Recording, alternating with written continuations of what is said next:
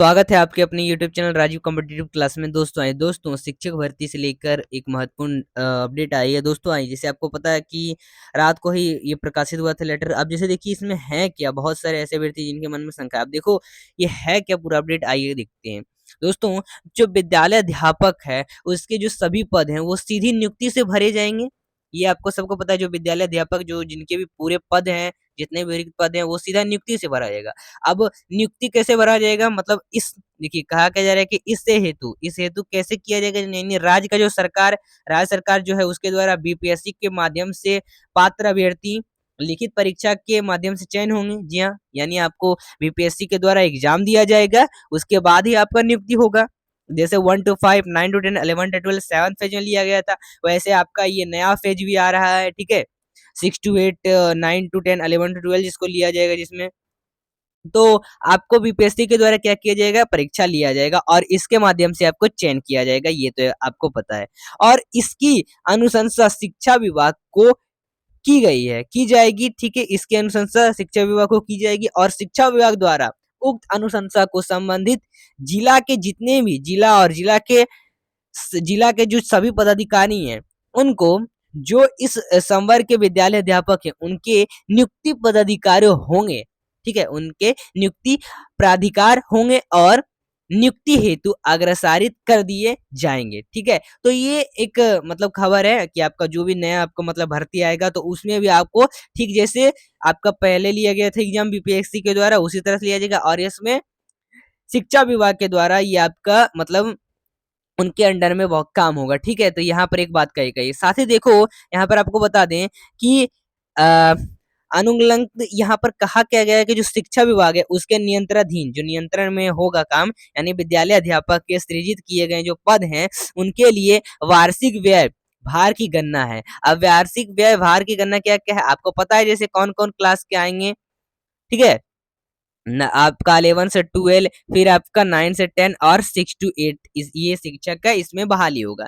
तो इन सबका विद्यालय अध्यापक ये कैटेगरी बता दिया। अब नंबर ऑफ टीचर बता दें, 11 से 12 में जो अभी तक रिक्त पद आए हैं, जो आपका अगला फेज आने वाला है, जो आपका 8th फेज आएगा, उसमें 11 से 12 के लिए जो रिक्त पद है 18,830 पद है। 9 से 10 के लिए 18,880 पद हैं। 11 से 6 to 8 के लिए 31,982 पद हैं।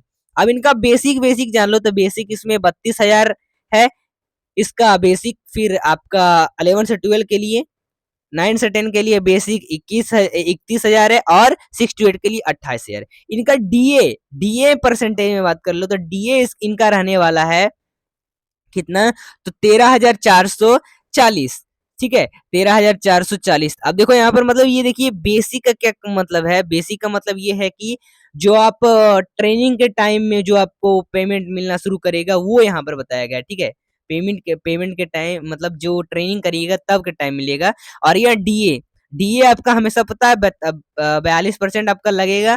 ठीक है, आपका पेमेंट में 42% लगेगा, तो 42% आपका डीए 11 से 12 के लिए लगेगा कितना, 13,440। फिर 9 से 10 के लिए 13,020 और 11 फिर 6 to 8 के लिए 11,760, जैसे आपको पहले भी बताया गया था इसके बारे में। एचआरए का क्या मतलब है, जो हाउस का रेट आपको देना पड़ेगा। ठीक है, हाउस रेट देना पड़ेगा। जब आप वहां पर रहिएगा तो उनका भी हाउस रेट देना पड़ेगा, तो वो कुल आपको 8% देना पड़ेगा।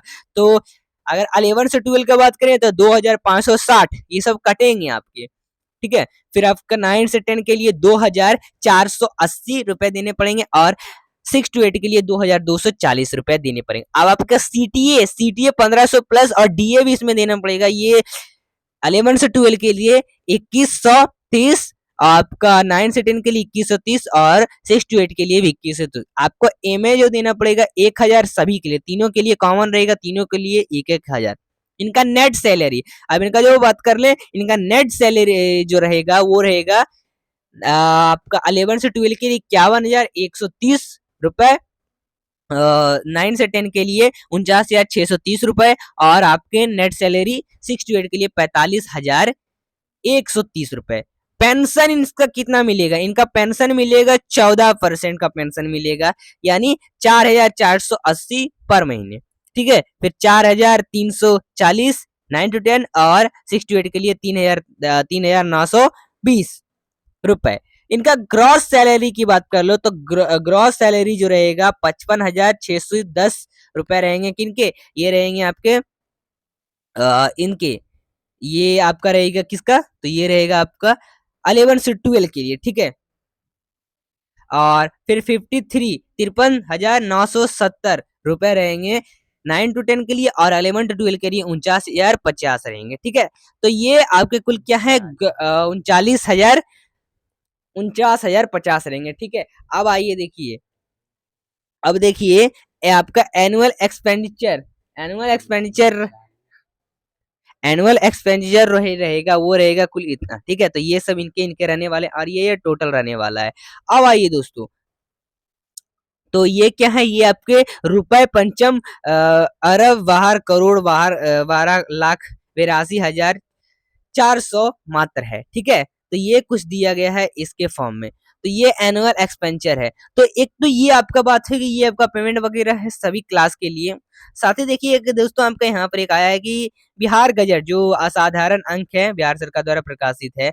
मतलब ये कहा क्या गया है, देखो अब इस अपडेट में देखिए, प्रेषक राजेंद्र राम है, सरकार के जो अपर मुख्य सचिव है वो है, ठीक है।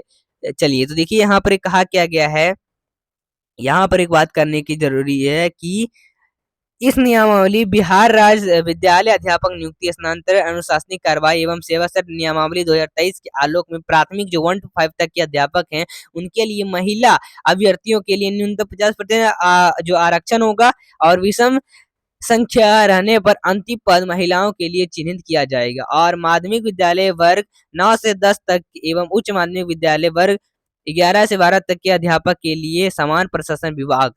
मतलब ये देखिए, ये आपका एक अलग अपडेट आ गया है, ये आपका पुराना है, इसको हम छोड़ देंगे। दोस्तों यहाँ पर देखिए साथ ही कि आपका गणित, जो गणित विज्ञान जो गणित विज्ञान में सबसे अधिक पद हैं, ये बात कही गई है, ठीक है। यानी जो आपका अगला चरण आएगा उसमें गणित से ज्यादा पद हैं। इनका क्या खबर है कि मुजफ्फरपुर से खबर है कि अगले चरण की नियुक्ति, शिक्षक नियुक्ति के लिए आवंटित पदों का जिले में रोस्टर तैयार कर लिया गया है, और गणित विज्ञान में सबसे अधिक पद हैं तो हिंदू व उर्दू में सबसे कम पद दिए गए हैं। और अगले चरण की नियुक्ति, शिक्षक नियुक्ति के लिए जिले को 6 to 8 में 1534 पद दिए गए हैं, और जिले में कोटिवार और बेसेवार इस पर रिक्ति कोटिवार बनाने का निर्देश दिया गया था। और 6 से 8 तक की नियुक्ति महिलाओं के लिए 50% सीट आरक्षित रहेगी। और जिले से बनाई गई रिक्तियों के अनुसार गणित विज्ञान में 795 पद दिए गए हैं, और वहीं सामाजिक विज्ञान में 520 पद दिए गए हैं, ठीक है। और हिंदी और उर्दू में 40 से 40 पदों पर नियुक्ति होगी, और महिलाओं को सबसे अधिक 309 पद मिले हैं। अब देखिए यहाँ पर वही विभिन्न समान में रिक्ति रहेगी, मानी समान विज्ञान में आपका 520 रिक्ति है, गणित विज्ञान में 795, हिंदी में 40, अंग्रेजी में 64 यहाँ पर दिया हुआ है, 64, संस्कृत में 65 और उर्दू में 40। ये मुजफ्फरपुर का बात है। तो इस तरह से आपके जो भी है, और आपके जो भी है देखिए आपका संस्कृत जो है उसमें रहेगा आपका 75, और अंग्रेजी और ये उर्दू, मतलब ये जो आपका दिया गया ये टोटल आपका मुजफ्फरपुर के लिए दिया गया, ठीक है। मुजफ्फरपुर का पूरा डेटा दिया गया, और आपका ऐसे आपके जिले में भी आए होंगे या फिर नहीं आया तो आएगा, ठीक है। और जिले में इस तरह से मिल रही है विभिन्न कोटियों की रिक्ति। ये आरक्षण का दिया हुआ, आरक्षित के लिए 400, अनारक्षित महिला के लिए 300, ईडब्ल्यूएस के लिए 74, ईडब्ल्यूएसएफ के लिए 75, बीसी के लिए 90, बीसीएफ के लिए 94, ईबीसी के लिए 135, ईबीसीएफ के लिए 140, एससी के लिए 121, एससीएफ के लिए 100 मतलब एससीएफ जो महिला हैं उनके लिए 125, एसटी के लिए 7, एसटी महिला के लिए 11, डब्ल्यू बीसी रिजर्व जो फीमेल है उनके लिए 46। तो इस तरह से पद रहेंगे। इधर स्वतंत्रता सेनानी के आरक्षित पद हैं, दिव्यांगों के भी आरक्षित पद इस तरह से दिए गए। तो ये आपका एक रिक्त पद है, ठीक है। तो ये आपका टोटल वीडियो था। तो दोस्तों कैसी लगी वीडियो कमेंट में जरूर बताएं, और अगर कोई भी डाउट है तो पूछ सकते हैं। चलिए दोस्तों फिर मिलते हैं अगले वीडियो के साथ, तब तक के लिए बाय बाय। फिर मिलते हैं अगले वीडियो के साथ, चैनल को सब्सक्राइब करें आगे का जो भी नोटिफिकेशन का उसका पाने के लिए। फिर मिलते हैं नेक्स्ट वीडियो के साथ।